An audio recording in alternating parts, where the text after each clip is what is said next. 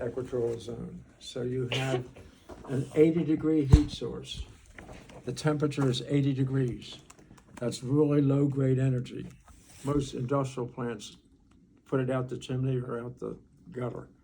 But because of the advanced technology that Herbert Anderson, the engineer at York International, with over 100 patents, he's an inventor, was an inventor, it was the late Herbert Anderson. He developed technology that made it more efficient to utilize a low-grade energy.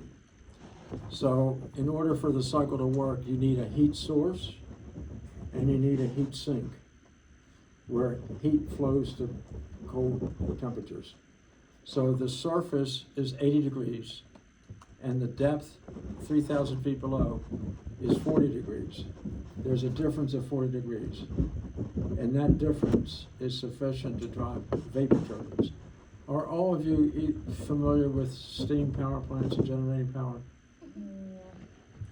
We burn fossil fuel, coal, oil, gas, nuclear power, to get a very high temperature so that we can convert water to steam. And then steam drives a wheel, a turbine, and that turbine drives a generator, and you generate electricity, and then it goes through the grid to your house. This technology, using low-grade temperature, 80 degrees instead of 1,000 degrees, it drives vapor turbines. Instead of having water and converting it to steam, which takes high temperatures, and the burning of fossil fuel, this cycle uses solar heat, which is 80 degrees, and we pump the surface water through the power plant and transfer heat to the propylene, the working fluid that's inside the power plant. It's a closed loop. Instead of water, it's propylene. And in the 80-degree surface water heated by the sun converts that liquid to a vapor. And that vapor drives a wheel, which is called a vapor turbine. That drives a generator. And then we pump cold water up from the bottom and convert that vapor back into a liquid. So it's continuous 24 hours a day, all day long. It's generating power. Comes to the power plant, and then it comes, the 80-degree water is what causes the propylene To evaporate.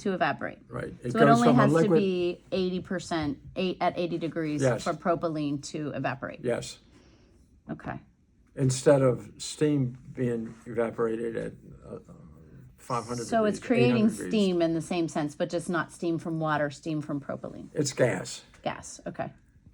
I mean, steam is a gas. Yeah, it is, I guess. But But it's going to take propylene and change it from a liquid form to a gas form. exactly.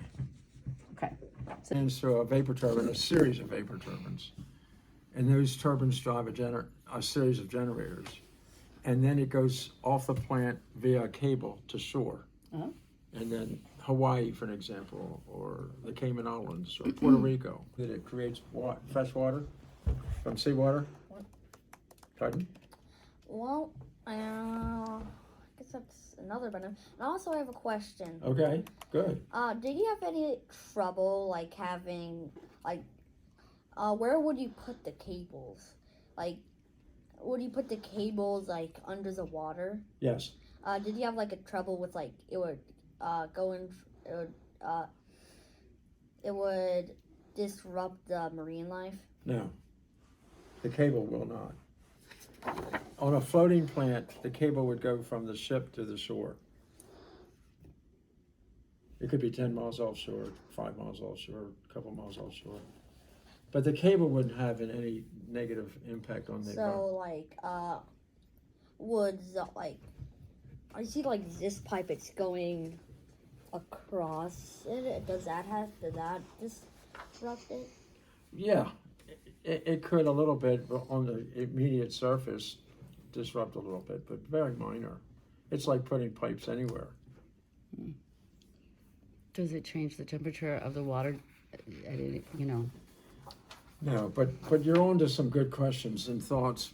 When we pump up the water from the bottom and it exits at the top, it's bringing nutrient-rich water up to the surface. And when that nutrient-rich water is subjected to the sun, it creates plankton. which is fish food. And so the fish come to the surface of that plant area and eat the plankton and stay there and multiply. And so then you have ocean fishermen like Japan and Norway with fleets, they'll come in and harvest the fish from that location. So it desalinates water, seawater to freshwater, 32 million gallons a day. And then it also can produce a fish harvest of $100 million a year. How many gallons of water a day? 32 million gallons a day. It can desalinate. Yeah, freshwater.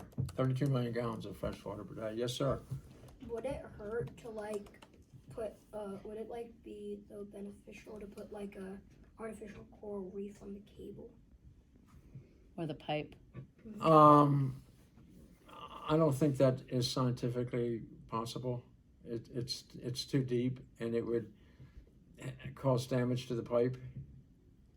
Hmm.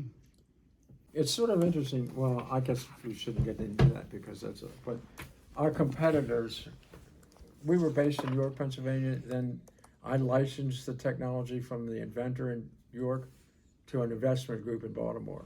And they established OTEC International, and I was president of it. And so I went all over the world, around the world 3 times, and called on over 70 countries. And the technology is fantastic, but there's forces in the economy that are against it. Oil, coal, gas, and nuclear power, fossil fuel.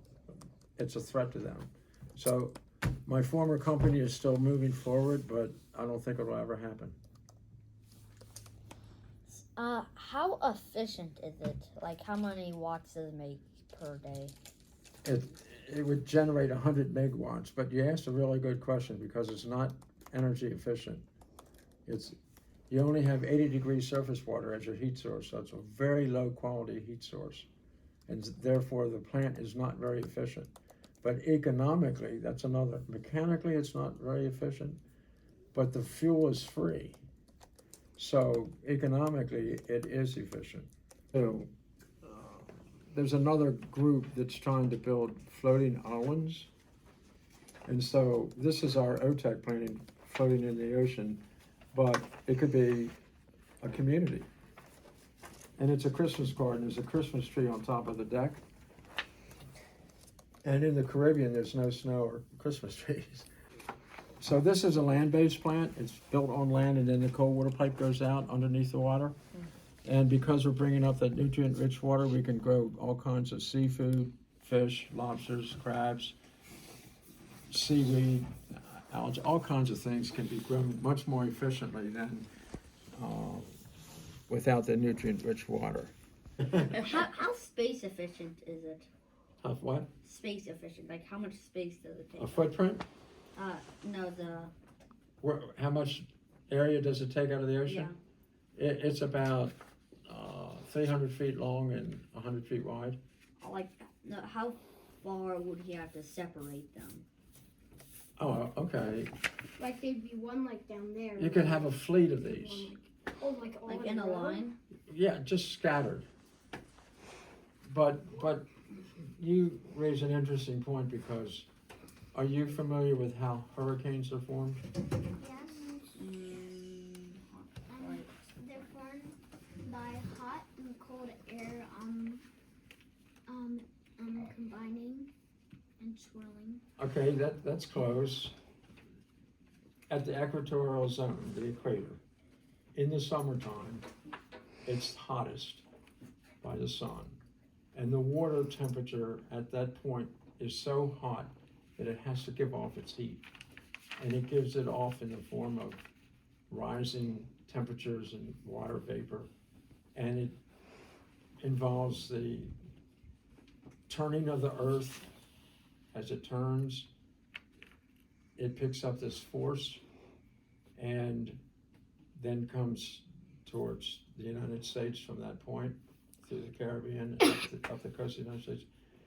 The temperature is raised to the point where the hurricanes are formed. So if you had a fleet of these OTEC plants where that heat is overwhelmed in the summertime, you can pump cold water up and cool the surface area. So Bill Gates is trying to do just that, but not with OTEC, with wave pumps. But we could have a whole fleet of these things operating out there in the equator.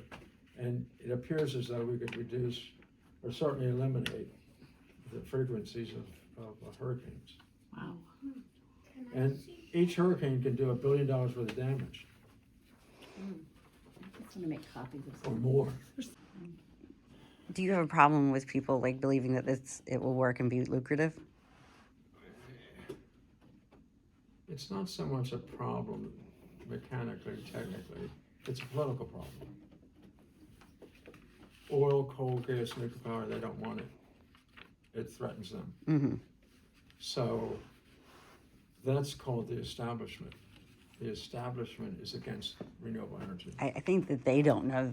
Like, the establishment is something that they have their concept No, of. I Is it realize really? that, Yeah. but it's the right answer. Yeah. Businessmen that are in the oil business don't want this to happen. Because then they'll lose their jobs. Yeah, they'll go out of business. Lose their jobs and money and And they don't Power, want that. power's, They care about money. They don't care about other people getting more energy. They just care about them getting money. And the earth being cared for, right? yeah. So it's a complicated situation, but there are other technologies that are coming. This was $9 million a megawatt, or 100 plants was $900 million. But I'm involved in other technology. I was president of this company and 10 years ago resigned and invested in something else that I think is going to be better. What is it? Well, You're gonna get them off track, squirrel. But you get. there's 3 that we're involved in, and one I can tell you about, and that is, the other 2 are really futuristic, but I think they're gonna work. But another one is run-of-the-river turbine. Instead of building a hydro dam, which is very expensive and also very environmentally disruptive, these are small turbines that go in the river that's running fast. So, what is the biggest challenge in accessing and storing the renewable energy? What is the obstacle? That was a good question. Say it again. What is the biggest challenge in accessing and storing renewable energy? Storing, did you say? Accessing and restoring, yeah. Well, that's really a very good question because it relates to OTEC. Mm-hmm. The largest, where do you think the largest solar collector is in the world? So he's gonna answer this question first. The ocean. It's the largest solar, and it's already paid and built for. It doesn't cost anything. It's free. So instead of fossil fuel, you've got free solar heated ocean water. You're right there. And this is important. It's 300 times the amount of energy stored in the upper layers of the equatorial zone ocean, and it's replaced every day by the sun. And the amount of energy stored, and that was a good question that you raised. Stored is important because there are misleading things going on today about stored energy. Stored, that the amount of energy stored in the upper layers of the ocean, tropical ocean, is 300 times what we consume. Wow.